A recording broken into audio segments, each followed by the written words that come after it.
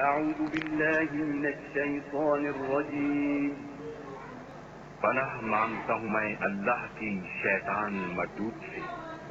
قل جاء الحق وزهق الباطل إن الباطل كان زهوقا۔ اور کہہ دو کہ حق آ گیا اور باطل نابود ہو گیا، بے شک باطل نابود ہونے والا ہے۔ حضرات گرامی قدر، آپ یہ دیکھ رہے ہیں کہ اس وقت آپ کے سامنے ڈاکٹر یحییٰ صاحب کا پرسنل اکاؤنٹ واٹس ایپ کے اوپر میرے اوپن ہے، اور یہ انہوں نے 14 اپریل کو مجھے یہ چیلنج کی ویڈیو بھیجی اور کہا کہ آپ کو چیلنج ہے کہ آپ اس چیلنج کو قبول کرتے ہیں۔ یہ آپ دیکھ رہے ہیں، یہ اس کی ویڈیو ہے۔ تو میں نے اس کا جواب دیا کہ جناب یہ دیکھیے، یہ ڈاکٹر یحییٰ صاحب لکھتے ہیں، محترم امید ہے آپ نے ہمارا چیلنج سن لیا ہوگا، ویڈیو کو سن کر بتلا دیں کہ آپ کو چیلنج قبول ہے یا نہیں۔ جس پر میں نے صاف جواب دیا کہ ابھی تک میں نے سنی نہیں ہے، ڈاؤن لوڈ کی ہے، جب وقت ملا دیکھ کر بات کروں گا۔ اس کے بعد 15 تاریخ کو یہ میں نے میسج اس سے کیا کہ ڈاکٹر یحییٰ صاحب کو کہ السلام علی من اتبع الہدی۔ ڈاکٹر یحییٰ صاحب، آپ کی چیلنج والی ویڈیو میں نے رات دیکھی، جو کچھ اس ویڈیو سے سمجھا وہ آپ کے سامنے پیش کرتا ہوں، بتا دیں درست سمجھا ہوں یا غلط۔ میں یہ سمجھا ہوں کہ آپ کہنا چاہ رہے ہیں کہ اللہ تعالیٰ کے نبی عیسیٰ ابن مریم، جن کا ذکر قرآن مجید میں اور احادیث نبویہ میں ہے، جنہیں مسلمان مسیح ابن مریم بھی کہتے ہیں، اور عیسائیوں کے مسیح ابن مریم جنہیں وہ اللہ تعالیٰ کا بیٹا قرار دیتے ہیں، دو الگ الگ وجود کے ساتھ الگ الگ ہم نام شخصیات ہیں۔ مرزا صاحب نے عیسیٰ ابن مریم نبی اللہ کی قطعاً توہین نہیں کی، بلکہ ان کے ہم نام ایک الگ وجود اور الگ شخصیت مسیح ابن مریم، جنہیں عیسائی اللہ کا بیٹا اور خدا مانتے ہیں، کی توہین کی ہے۔ اگر میں درست سمجھا ہوں تو بتا دیجئے، اگر غلط سمجھا ہوں تو تب بھی بتا دیجئے، شکریہ۔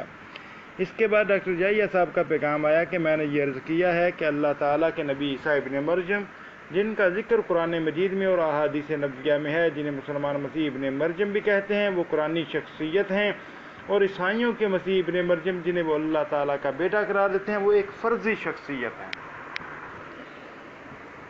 جس فرضی شخصیت نے اللہ کے بیٹا ہونے کا دعویٰ کیا اور ہر بعد میں آنے والے بشمول ہمارے پیارے نبی محمد عربی صلی اللہ علیہ وسلم کے بارے میں گستاخانہ کلمات کہے، قرآن مجید فرقان حمید ایسی فرضی شخصیت کو جھٹلاتا ہے، چاہے عیسائی اسے ابن مریم کہیں، مسیح کہیں یا جو مرضی نام دیں۔ ناظرین، آپ غور کر لیجئے کہ ڈاکٹر یحییٰ صاحب کہہ رہے ہیں کہ وہ الگ فرضی شخصیت ہے، اور مسلمان جسے قرآنی نبی مانتے ہیں وہ الگ ہے۔ حضرت پھر آگے لکھتا ہے کہ حضرت مرزا صاحب نے اس فرضی شخصیت کے ماننے والوں کی ہمارے پیارے محمد عربی صلی اللہ علیہ وسلم کے بارے میں بد کلامیوں کے جواب میں اس فرضی شخصیت کا پول کھول کر عیسائیوں کو آئینہ دکھلایا۔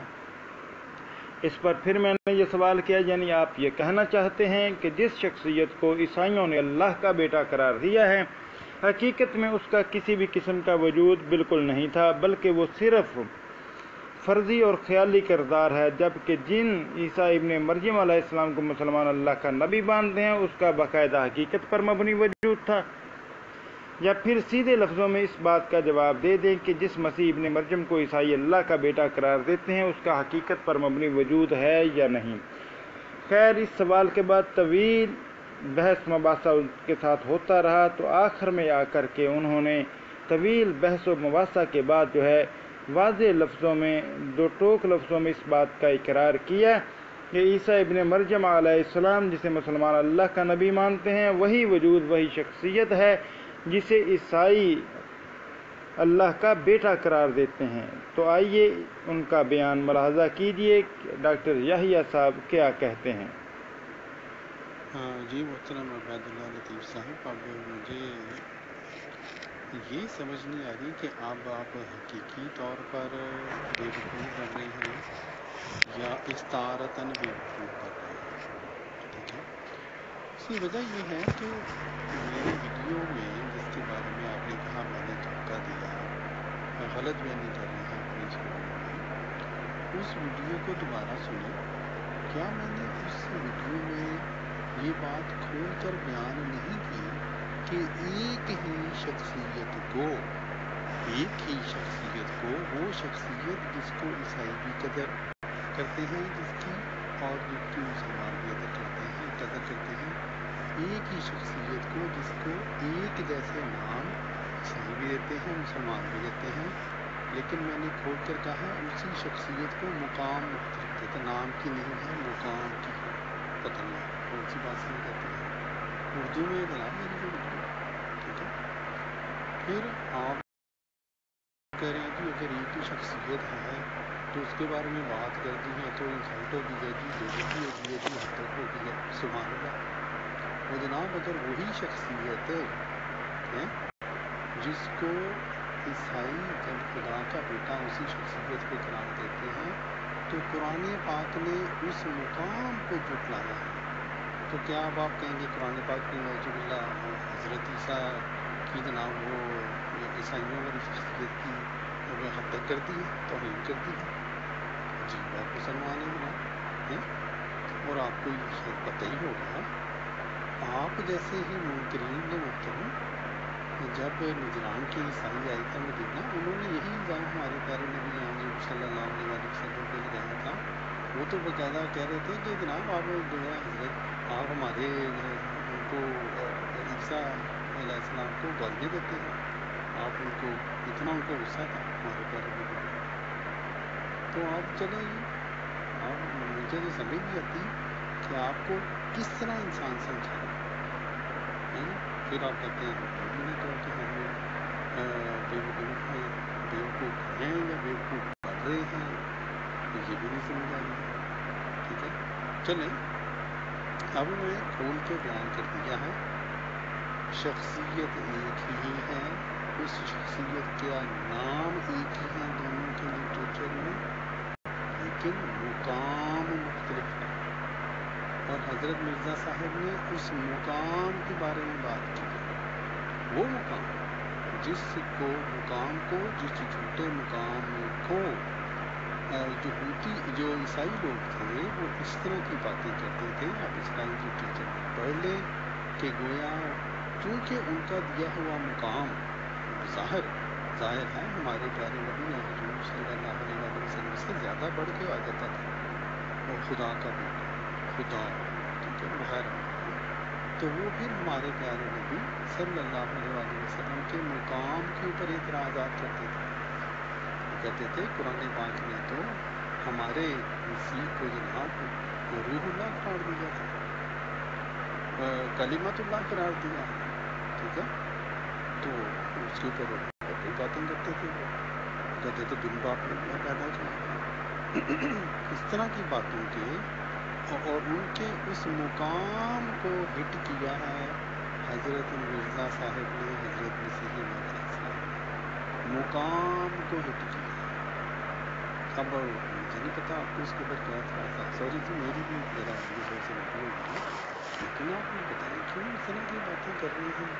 میں نے جناب واضح نہیں کیا، اب اس سے زیادہ میں واضح کیا بتلاؤں آپ کو جناب؟ جزاک اللہ، اردو جو ہے مجھے تو سمجھ آ گئی ہوگی۔ جی میں جناب عبید اللہ جی ناظرین، آپ نے ملاحظہ کیا کہ ڈاکٹر یحییٰ صاحب نے واضح لفظوں میں اس بات کو ایکسیپٹ کیا کہ جناب یہ جو عیسیٰ ابن مریم علیہ السلام اور مسیح ابن مریم اور یسوع مسیح ایک ہی وجود کا نام ہے، جسے عیسائی اللہ کا بیٹا سمجھتے ہیں اور مسلمان اللہ کا نبی مانتے ہیں، یہ الگ الگ وجود نہیں ہیں۔ جب یہ بات ایکسیپٹ کی تو اس کے بعد ڈاکٹر یحییٰ صاحب نے یہ دیکھیں 16 اپریل کو اپنا دعویٰ لکھ کے دیا مجھے، دعویٰ لکھتے ہیں جی کہ ہمارا دعویٰ حضرت مرزا صاحب نے قرآن نبی مسیح ابن مریم، جن کے مختلف نام ہمیں مذہبی دنیا میں ملتے ہیں، یعنی جس شخصیت حضرت عیسیٰ علیہ السلام کو قرآن مجید فرقان حمید نے ہمارے سامنے بطور اللہ نبی اللہ پیش کیا ہے، اس نبی اللہ کی کبھی بھی توہین یا حد تک نہیں کی، بلکہ اس کے برعکس متعدد مقامات پر اس قرآن نبی اللہ کی اس قدر عزت اور توقیر کی ہے کہ خود کو ان کا مثیل قرار دیا ہے۔ ناظرین، یہ دعویٰ اپنا پیش کرنے کے بعد ڈاکٹر یحییٰ صاحب مجھے کہہ رہے ہیں کہ محترم جواب دعویٰ لکھ دیں، جس پر میں نے اپنا جواب دعویٰ لکھا اور واضح طور پہ لکھا کہ میرا موقف یہ ہے کہ عیسیٰ ابن مریم علیہ السلام ہی وہ شخصیت ہیں جنہیں مسلمان اللہ کا نبی اور عیسائی اللہ کا بیٹا مانتے ہیں، عیسیٰ ابن مریم علیہ السلام کو ہی مسیح ابن مریم اور یسوع مسیح وغیرہ القابات سے پکارا جاتا ہے۔ عیسیٰ ابن مریم علیہ السلام کو جو مقام قرآن و حدیث میں حاصل ہے، مرزا صاحب نے اپنی کتب میں کئی مقامات پر نہ صرف انہیں ان کے اس مقام سے گرانے کی کوشش کی ہے، بلکہ بائبل کی ان تحریروں کی بنیاد پر جن کی قرآن و حدیث سے تائید نہیں ہوتی، ان کی تذلیل و تحقیر کرنے کی ناپاک جسارت بھی کی ہے۔ ناظرین، جیسا کہ آپ نے ملاحظہ کیا کہ ڈاکٹر یحییٰ صاحب نے اوپر اپنا دعویٰ بھی پیش کر دیا اور میں نے اپنا جواب دعویٰ بھی، لیکن اس کے بعد ڈاکٹر یحییٰ صاحب اپنی کچھ مصروفیت کی بنا پر اپنے شہر سے باہر گئے، تو اس پہ انہوں نے کہا جی کہ میں وہاں سے واپس آ کر کے بات کروں گا۔ پھر جب وہ واپس آئے تو انہوں نے بات نہ کی، پھر میں نے ان کو میسج کیا، یہ دیکھیں میں نے لکھا سلام علی من اتبع الہدی، کہ ڈاکٹر صاحب اگر آپ یو کے واپس آ گئے ہوں تو گفتگو آگے چلائیں۔ تو آگے سے ڈاکٹر یحییٰ صاحب کہتے ہیں ضرور مناظرہ کریں گے انشاءاللہ۔ محترم، آپ اکیلے نہیں ہیں جن سے مناظرے کی بات چلی ہے، اپنی باری کا انتظار کیجیے، معذرت خواہ ہوں۔ ویسے بتلا دوں کہ آپ کا نمبر تیسرا ہے۔ ناظرین، اس کے بعد میں نے بھی جو آڈیو کی وہ ملاحظہ کیجیے۔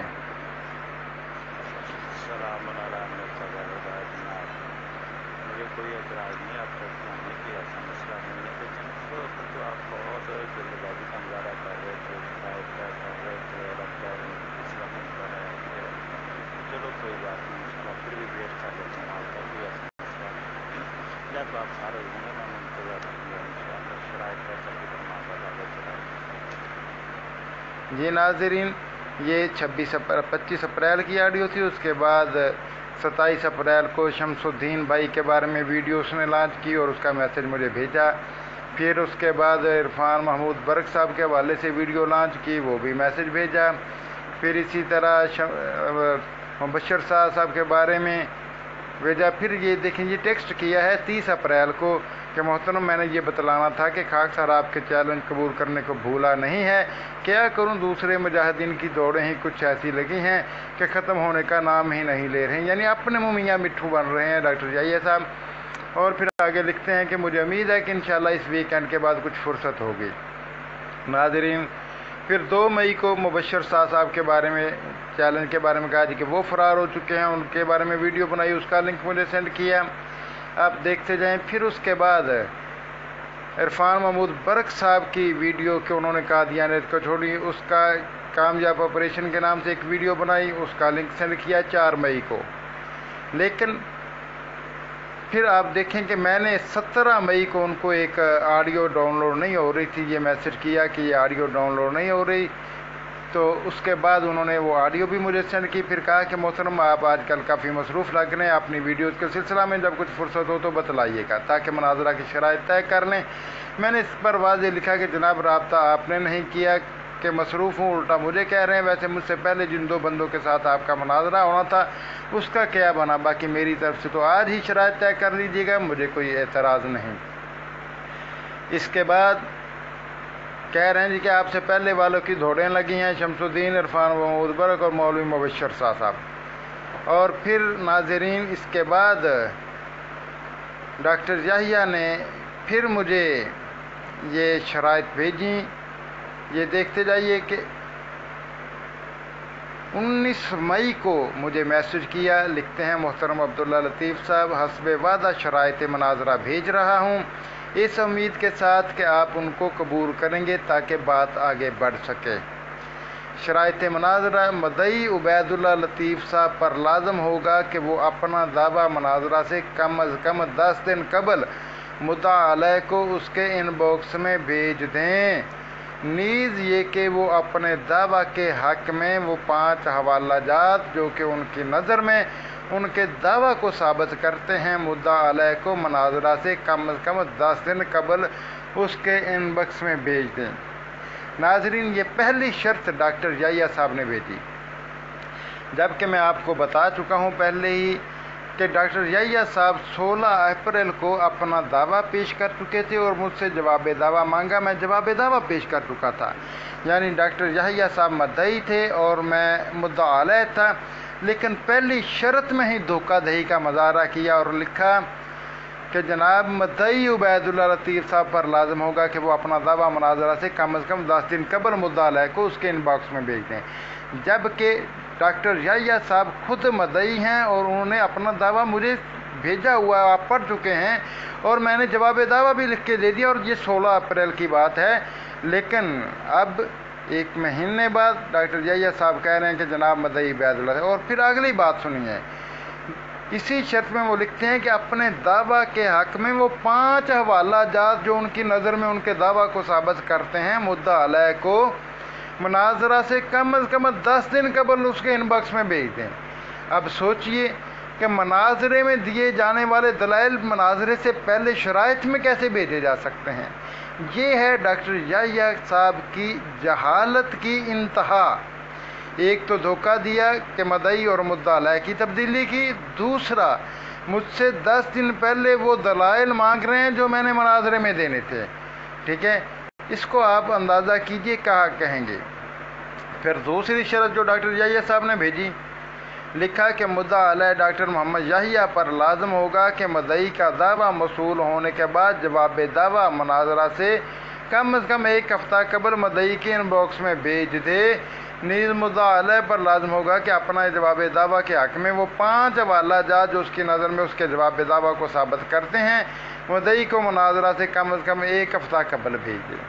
یعنی کہ یہ بھی فضول شرط، پہلے جیسے میں نے آپ کو بتایا کہ مدعی اور مدعا علیہ کی تبدیلی کی دھوکہ دہی سے، پھر یہ شرط عائد کرنا کہ دعوے سے پہلے دونوں طرف سے وہ جو دلائل دینے ہیں 5 وہ دلائل پہلے بھیجے جائیں، حالانکہ کہیں بھی یہ اصول نہیں۔ پھر آگے تیسری شرط جو تھی وہ یہ لکھی کہ دونوں مناظرین پر مناظرہ سے 1 ہفتہ قبل تک اپنے مسلمات ایک دوسرے کو بھیجنا اور ان پر باہم رضامند ہونا لازمی ہوگا۔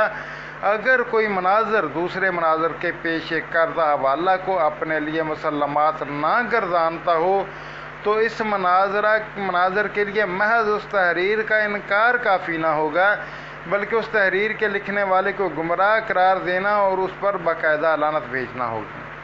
اب دیکھیے یہ بھی کتنی گھٹیا شرط ہے کہ ایک شخص میں قرآن و حدیث کے علاوہ کسی کو بھی اپنے مسلمات میں سے تسلیم نہیں کرتا۔ کسی بھی بزرگ کی بات قرآن و حدیث کے خلاف ہو تو اس کو ٹھکرانے کا حق رکھتا ہوں، اور یہ کہہ رہا ہے کہ جس کو آپ مسلمات میں نہیں مانتے اس کو گمراہ مانے اور لعنت ڈالیں اس پر۔ کیسی جہالت کی انتہا ہے ڈاکٹر یحییٰ کی، سوچئے۔ پھر آگے لکھتا ہے کہ مناظرہ کے شروع میں مدعی کو اپنا دعویٰ پیش کرنے کے لیے 5 منٹ دیے جائیں گے، جس کے بعد مدعا علیہ کو جواب دعویٰ پیش کرنے کے لیے مساوی وقت دیا جائے گا۔ ابتدائی موقف پیش کرنے کے بعد باقاعدہ مناظرہ کی گفتگو کا آغاز مدعی کے پیش کردہ پہلے حوالہ سے ہوگا۔ 5ویں شرط یہ پیش کی کہ مناظرہ کے دوران ہر 2 مناظر پر لازم ہوگا کہ ترتیب اور انہی 5 حوالہ جات پر گفتگو کریں۔ اگلے حوالے پر گفتگو تب شروع ہوگی جب پچھلے حوالہ پر بحث مکمل ہو چکی ہو۔ ہر 2 مناظر کوشش کریں گے کہ زیادہ سے زیادہ حوالہ جات پر گفتگو مکمل ہو سکے۔ مدعی کے پیش کردہ 5 حوالہ جات پر بحث کے بعد اگر ضرورت محسوس ہو تو باہمی رضامندی کے ساتھ مدعا علیہ کے 5 حوالہ جات پر اسی طرح سے گفتگو ہوگی۔ نمبر 6، مناظرہ فیضان ختم نبوت گروپ میں ہوگا، جبکہ مناظرہ کا دن اور وقت باہمی مشورہ سے طے کیا جائے گا۔ نمبر 7، مناظرہ کے دوران گروپ کو ایڈمن موڈ میں رکھا جائے گا اور مناظرین کے علاوہ کسی بھی ایڈمن کو آڈیو یا ٹیکسٹ کرنے کی اجازت نہ ہوگی۔ خلاف ورزی کرنے والے ایڈمن کو مناظرہ کے اختتام تک گروپ سے باہر رکھا جا سکتا ہے۔ دونوں مناظرین پر لازم ہوگا کہ ایک دوسرے کے بزرگوں کا نام اور ذکر ادب سے کریں۔ ہر 2 مناظرین پر اخلاق محمدی کی پابندی کرنا ضروری ہوگا۔ کسی بھی طرح کی بد اخلاقی یا گالی گلوچ کرنے والا مناظر فوری طور پر شکست خوردہ قرار دیا جائے گا، چاہے اس کے لیے مناظرہ کو روکنا یا ختم کرنا ہی پڑے۔ مناظرے کا دورانیہ 2 گھنٹے تک ہوگا۔ اگر ضرورت پڑی تو باہم رضامندی سے دونوں مناظر اس دورانیے کو بڑھا سکتے ہیں۔ ہر 2 مناظرین کے ذمہ ہوگا کہ اپنے دعویٰ کے ثبوت کے لیے اصل حوالہ جات مناظرہ میں پیش کریں، وگرنہ مناظرہ کے ہر اس دعویٰ کو جو وہ محض زبانی کلامی کرے اور وہ بلا ثبوت یا بغیر اصل حوالہ جات کے ہو مناظرہ سے خارج تصور کیا جائے گا۔ اور اگر کوئی مناظر زبانی کلامی دعوے بلا ثبوت بار بار پیش کرے تو ایسے مناظر کو شکست خوردہ قرار دیا جائے گا۔ دونوں مناظر اصل موضوع کے علاوہ کوئی بھی نیا موضوع شروع نہیں کریں گے۔ وعدہ کے باوجود اگر کوئی مناظر حاضر نہ ہو تو ایمرجنسی وغیرہ کا ڈرامہ کرنے والا جھوٹا اور شکست خوردہ متصور ہوگا، لیکن اگر کسی کو مقررہ دن خدا نخواستہ حقیقی طور پر ایمرجنسی پڑ گئی تو باہمی رضامندی سے ایک ہفتہ کے اندر اندر مناظرہ کرنا ہوگا۔ مناظرہ سے قبل اپنے ان دوستوں کی لسٹ مہیا کرنا عبید اللہ لطیف صاحب کے ذمہ ہے، جن کو وہ فیضان ختم نبوت گروپ میں ایڈ کروانا چاہتے ہوں۔ نیز دونوں مناظرین کے درمیان طے شدہ شرائط ان دوستوں کو بتلانا عبید اللہ لطیف صاحب کی ذمہ داری ہوگی تاکہ گروپ کا ماحول کنٹرول میں رہے۔ خلط مبحث سے بچنے کے لیے باری باری آڈیو کی جائے گی، کوئی فریق اکٹھی 2-3 آڈیوز نہیں کرے گا۔ نیز اس ضابطے کی خلاف ورزی 3 بار کرنے والا شکست خوردہ متصور ہوگا، البتہ اگر غلطی سے کسی مناظر کا ہاتھ وغیرہ سلپ ہو جائے تو وہ دوسری آڈیو بھیج سکتا ہے۔ ہر 2 مناظر کی ایک آڈیو کا دورانیہ 3 منٹ سے کم ہوگا، جس کی خلاف ورزی 3 بار کرنے والا مناظر شکست خوردہ متصور ہوگا۔ مدعا علیہ کو یہ حق حاصل ہوگا کہ اگلے ممکنہ مناظرہ میں وہ مدعی ہو۔ ناظرین، یہ تھی شرائط جس کا میں نے جواب دیا اس کو کہ آپ کی پیش کردہ شرائط کو دیکھ کر اندازہ ہوا کہ آپ مناظرہ کرنا نہیں چاہتے بلکہ جان چھڑانا چاہتے ہیں۔ جناب عالی، مدعی آپ ہیں، چیلنج آپ نے دیا ہے، ہم نے نہیں، ہم نے تو چیلنج قبول کیا ہے اور آپ مجھ سے پہلے ہی جواب دعویٰ مانگ چکے ہیں جو میں نے پیش بھی کر دیا ہے، تو اب مدعی اور مدعا علیہ میں تبدیلی کس بنیاد پر؟ باقی حوالہ جات اور دلائل مناظرے میں پیش کیے جاتے ہیں، نہ کہ مناظرے سے ہفتہ 10 دن پہلے۔ شرط نمبر 3 میں گمراہ لکھنا یا لعنت بھیجنا بھی شرط فضول ہے جس کا کوئی مقصد نہیں۔ فیضان ختم نبوت میں مناظرہ میں پہلے اس شرط پر قبول کر چکا ہوں کہ گروپ کے ایڈمن دونوں طرف سے برابر ہوں گے۔ اگر کوئی ممبر کسی فریق کی طرف سے غلطی کرتا ہے تو مخالف ایڈمن اسے خود ریموو کرنے کی بجائے دوسرے فریق کے ایڈمن کو آگاہ کرے گا، جس پر وہ مناسب کارروائی کرے گا۔ شک نمبر 16 میں 3 منٹ سے کم آڈیو کی جو قید لگائی گئی ہے نامناسب ہے، کیونکہ کسی حوالے کی تحریر پڑھتے ہوئے تحریر کی طوالت کے باعث زیادہ وقت بھی لگ سکتا ہے، اس لیے یہ شک ناقابل قبول ہے۔ شک نمبر 17 بھی کوئی معنی نہیں رکھتی، وہ بھی بالکل فضول ہے، لہذا یہ بھی ناقابل قبول ہے، کیونکہ جب کبھی اگلا مناظرہ ہوگا تو اس موضوع کی مناسبت سے دیکھا جائے گا کہ کون مدعی ہے اور کون مدعا علیہ۔ مزید شرائط پر گفتگو بعد میں انشاءاللہ۔ ناظرین، پھر آگے ڈاکٹر جائیہ صاحب لکھتے ہیں کہ کیونکہ حد تک کا الزام آپ کا ہے۔ محترم، اصول مناظرہ کے مطابق مدعی وہ ہوتا ہے جس نے کوئی بات یا الزام ثابت کرنا ہو۔ ہماری ویڈیو میں ہم نے کہا کہ حضرت مرزا صاحب نے حد تک نہیں کی، جبکہ آپ کا الزام ہے کہ مرزا صاحب نے حد تک کی ہے، اس لیے اصول مناظرہ کے مطابق مدعی آپ بنتے ہیں۔ اگر آپ اپنی اس تحریر کو بطور دعویٰ پیش کرنا چاہتے ہیں تو بتلا دیجئے، باقی آپ کی مرضی ہے۔ لگتا ہے مناظروں سے متعلق آپ کا علم بھی سطحی ہے۔ محترم، یوٹیوب پر ایک مناظرہ موجود ہے، گستاخ کون، جو کہ آپ اہل حدیث اور بریلویوں کے درمیان ہوا تھا۔ دونوں کو 100 گستاخانہ تحریریں مناظرے سے پہلے بتلانی پڑی تھیں، اس لیے امید ہے آپ کو بھی کوئی اعتراض نہ ہوگا۔ پھر آگے لکھتے ہیں، گھبرائیں نہیں، بہت کام کی شک ہے، یہ مناظرین میں سے کسی کو بھی ڈرامہ کرنے سے باز رکھے گی انشاءاللہ، کیونکہ ظاہر ہے جو حد تک عیسیٰ کے اصول آپ حضرت مرزا صاحب پر لگائیں گے وہ آپ کے بزرگوں پر بھی لگیں گے انشاءاللہ، اس لیے آپ کا گھبرانا بنتا ہے۔ آج کل گروپ ایڈمن موڈ میں لگ جاتا ہے، اس لیے برابر کے ایڈمن کی کوئی ضرورت نہیں، اس لیے 3 دفعہ تک کی اجازت ہے۔ چلیں اس کو نکال دیتے ہیں، کوئی مسئلہ نہیں۔ امید ہے اب آپ شرائط کے بہانے مناظرہ سے دوڑ نہیں جائیں گے۔ ناظرین، اس کے بعد میں نے اس کا جواب دیا، وہ ملاحظہ کیجیے۔ میں نے لکھا کہ محترم، میں اصول مناظرہ سے اچھی طرح واقف ہوں، اسی لیے تو یہ بات واضح کر رہا ہوں کہ آپ نے یہ دعویٰ کیا ہے کہ مرزا صاحب نے عیسیٰ ابن مریم علیہ السلام کے قطعاً حد تک نہیں کی۔ اس دعوے پر دلیل آپ نے پیش کرنی ہے، میں نے نہیں۔ میں نے آپ کے دلیل پیش کرنے کے بعد اس دلیل کا رد کرنا اور جواب دعویٰ کے مطابق دلائل پیش کرنا ہے، اس لیے اب بہانے بازی چھوڑیے اور بطور مدعی مناظرے میں اپنے دلائل پیش کیجیے گا۔ یہ شک بالکل فضول ہے۔ مناظرہ مرزا صاحب کی طرف سے حد تک عیسیٰ علیہ السلام پر ہے، کسی دوسرے کی طرف سے کہی گئی بات پر نہیں۔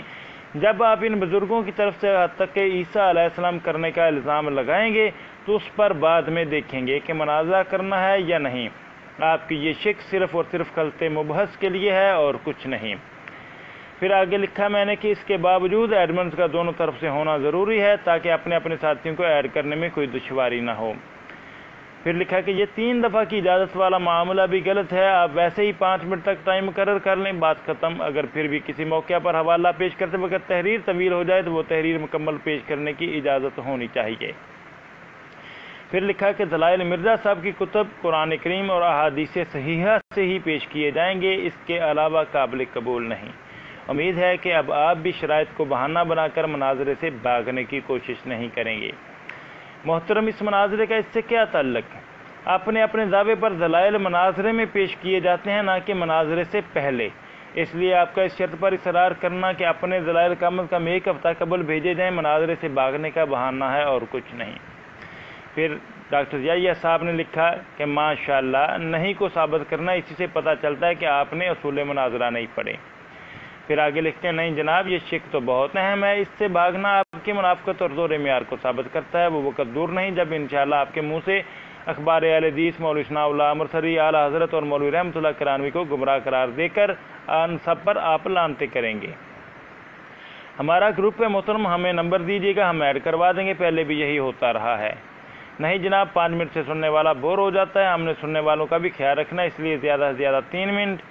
दलाइल कुरान मजीद, अहादीस मुबारक, कुतुब हज़रत मिर्ज़ा साहब और दीगर मुसलमान फ़िरक़ों के बुजुर्गान और मौलवी साहबान की कुतुब और तहरीरात से पेश किए जाएंगे। ये हमारा हक़ है कि आपको आईना दिखलाने के लिए आपके सामने आपके इन बुजुर्गान की तहरीरें पेश करें जिन्होंने आपके झूठे मियारों के मुताबिक हत्तक़ ईसा की है। बहुत मज़ा आएगा इंशाअल्लाह। अगर आप किसी बुजुर्ग की तहरीर ना मोहतरम ना, हम तो मुनाजरा करेंगे इंशाअल्लाह, आपके मुंह से आपके बड़ों को गुमराह कहलवाएंगे और 4 हरफ भी डलवाएंगे इंशाअल्लाह। नारा तकबीर, अल्लाहु अकबर।